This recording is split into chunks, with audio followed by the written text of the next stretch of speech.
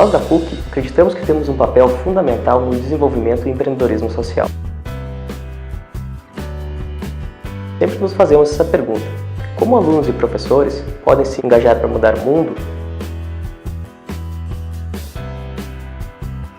Uma forma viável e boa para isso é através da aprendizagem por meio de serviços. Nesta metodologia, que chamamos de Service Learning, os alunos desenvolvem soluções para empresas, ONGs e órgãos públicos dentro de disciplinas curriculares. O Service Learning na minha disciplina foi uma mudança muito grande desde a época que eu não utilizava o método. Eu vi que os alunos se mostraram muito mais dedicados a resolver os problemas. Houve um impacto no dia a dia da disciplina, porque havia momentos em que os alunos eles chegavam com dúvidas, chegavam com percepções que antes na disciplina eu tinha que forçar que isso aparecesse. Então eu acho que esse método ele faz o aluno trabalhar junto com o professor e não o professor simplesmente ficar estimulando com conhecimentos e aí o aluno se despertar porque ele tem que aprender. O maior envolvimento dos alunos se dá porque a gente trabalha com uma empresa real que traz um problema real dela que tem que ser trabalhada na sala de aula pelos alunos. E quando os alunos estão buscando as soluções, nem sempre a primeira solução é a solução que a empresa tem possibilidade de implementar no seu dia a dia. E aí a disciplina faz com que os alunos pensem, repensem e eles simulem muito mais a realidade que eles vão encontrar no dia a dia do que simplesmente fazer um trabalho, receber uma nota que está correto teoricamente. Tem que estar correto teoricamente e tem que estar correto também de acordo com a realidade que as empresas vão poder empregar isso que eles aprendem. Foi muito bom botar na prática, né, na verdade, assim, porque a gente, na sala de aula, a gente aprende muito na teoria e a gente não sabe como que a gente vai aplicar isso algum dia.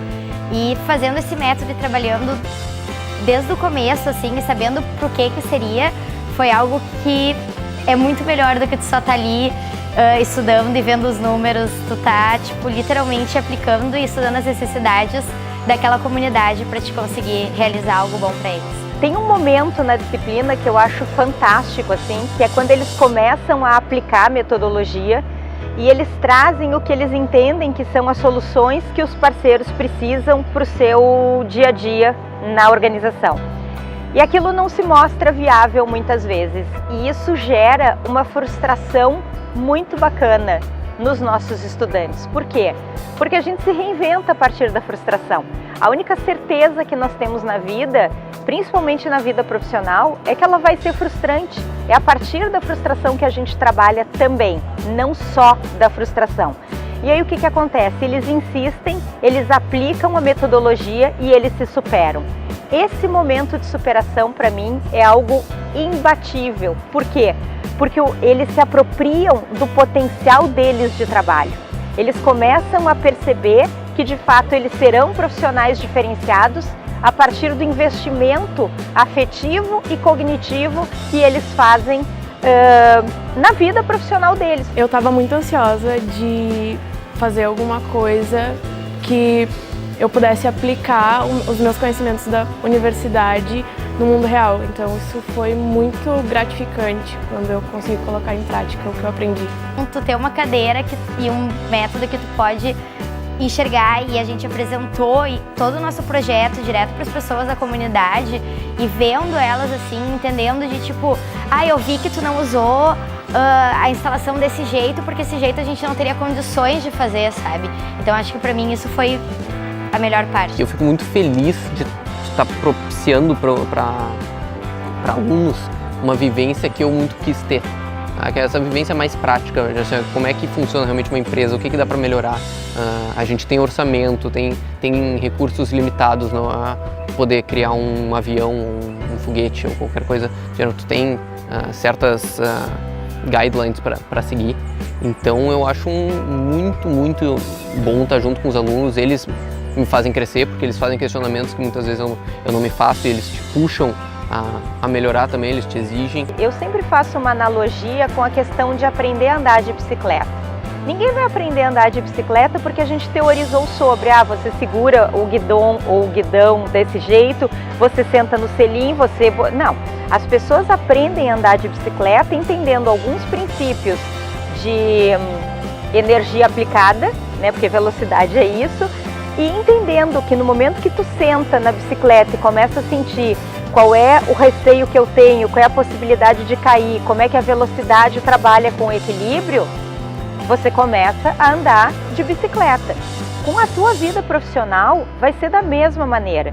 Então, obviamente que se eu tenho a possibilidade de usar aquele conhecimento técnico que eu estou aprendendo, eu tenho a possibilidade de treinar este conhecimento, que é a habilidade, mas eu tenho a atitude de querer fazer, porque atitude também é uma questão de eu escolher ter disciplina sobre determinadas coisas, óbvio que eu vou ter um resultado muito diferenciado. No momento que a gente coloca, por exemplo, usando a analogia, um aluno andando de bicicleta, um estudante andando de bicicleta, qual passa a ser o papel do professor? Ajudá-lo, ou seja, ensinar a técnica e ajudá-lo para que ele se aproprie daquilo e a partir disso aprenda a fazer com a sua bicicleta piruetas, manobras, andar com velocidade, andar com diversos tipos de terreno. Traz isso para a realidade da sala de aula. O papel do professor vai ser muito menos transmitir conteúdo, embora transmitir conteúdo técnico seja importante, mas vai ser muito mais auxiliar o aluno a buscar as respostas que ele precisa, mostrando que a instrumentalização técnica é necessária. Então, uma das questões mais bacanas que a gente passou em sala de aula foi ouvir de um empresário que trouxe o problema que precisava ser resolvido. Ele tinha assumido uma posição de gestão, ele estava com sérias dificuldades com relação aos seus liderados, eles estavam num processo de mudança muito importante dentro da empresa e ele comentou que ele tinha voltado a estudar as teorias motivacionais, que era exatamente o assunto que os alunos estavam vendo em sala de aula naquele momento. E aí, nesse sentido, uma estudante disse para ele: puxa, que bacana ouvir isso de ti, porque isso me dá outro ânimo para estudar isso. Até te ouvir dizer isso, eu tinha dúvidas se de fato isso seria importante na minha vida. E naquele momento ela tinha a oportunidade de ouvir de um executivo que aquilo que ele havia aprendido aqui e que ele estava resgatando estava sendo fundamental para ele resolver um problema da atualidade. Então isso é muito bacana também. Esse cruzamento vai continuar te mostrando, primeiro, que ajuda a universidade a se manter sempre a um passo do que está acontecendo no mercado, isso é importante. Continua mostrando para os alunos o quanto é necessário o estudo contínuo, nós nunca mais deixaremos de estudar nem de aprender. E ajuda a gente que se mantém assim super entrosado com o que está acontecendo com o pezinho lá fora e ajudando esse pessoal maravilhoso que está chegando aqui a trabalhar cada vez melhor. Eu consegui desenvolver uma habilidade que parece que não tem nada a ver com economia, mas que me mudou a minha vida, de certa forma. Eu consegui ver a simplicidade das pessoas e como elas podem ser invisíveis aos nossos olhos, mas que elas são muito importantes para a nossa sociedade. Eu consegui ver a cooperativa como um todo de uma forma incrível, pessoas incríveis e que têm muita sabedoria de coisas muito importantes. Eu não tive alunos que foram muito mal. Foi uma surpresa, todo mundo que fez me pareceu engajado. E a gente fez tipo um gamification que podia apresentar diferentes projetos para melhorias aqui do café. E foi um fenômeno de resultado, porque eles conseguiram fazer um protótipo de um aplicativo ou de sistemas eletrônicos de melhoras para cá que chegou eu já tinha começado a produzir mas só de ver o engajamento deles me motivou muito mais a voltar a esse projeto e até teve um dos grupos que eu convidei para fazer parte do projeto.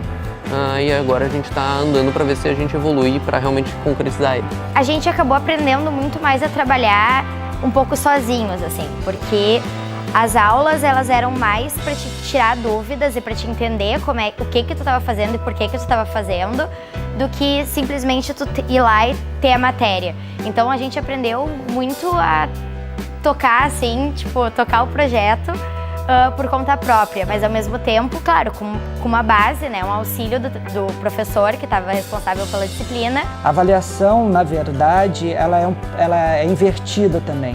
O aluno ele tem que fazer as coisas para poder ser avaliado, não é uma prova, não tem prova nessa disciplina. ele tem que ler o material em casa e responder umas questões no mudo para ver se ele aprendeu. E ele só vai saber se ele aprendeu ou não quando ele coloca na prática. E ele coloca na prática nas aulas, todas as aulas ele vai colocando um pouquinho na prática. Isso faz com que o aluno também perceba a necessidade de aprender a parte teórica da disciplina.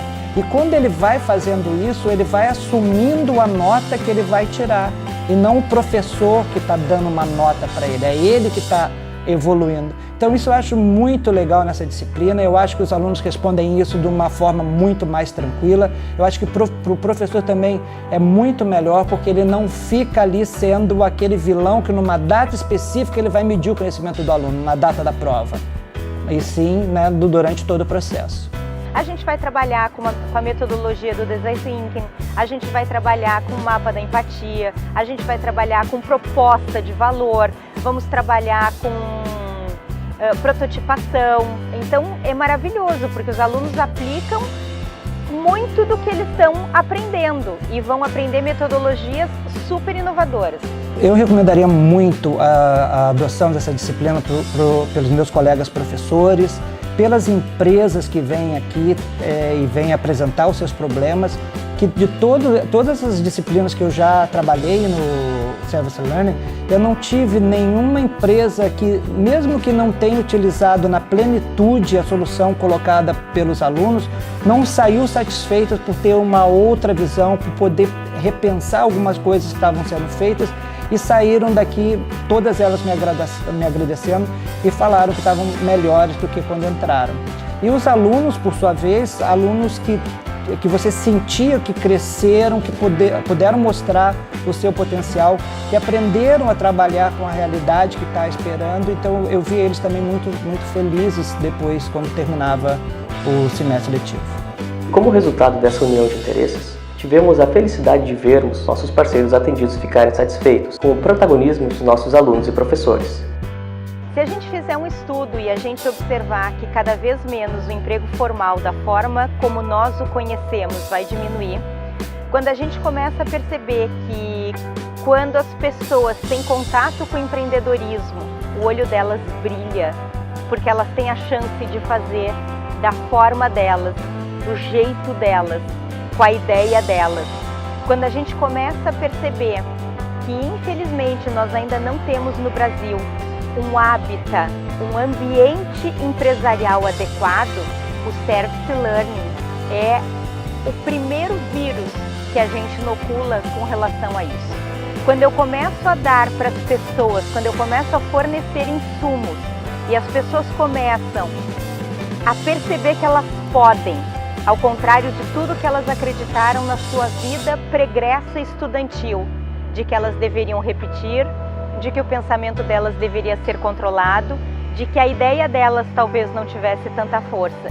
E quando a gente coloca esses estudantes diante de desafios e eles se superam, e eles conseguem, e eles percebem que eles podem fazer e que o resultado daquilo que eles apresentam foi bom, foi ótimo, foi excelente, foi efetivo, eles começam a acreditar que é possível sim mudar o mundo e que isso não é uma utopia e que eu não preciso mudar o mundo do outro. Eu começo mudando o meu mundo muda a minha casa muda a minha comunidade e isso vai como um rastrilho de pólvora. É incontrolável.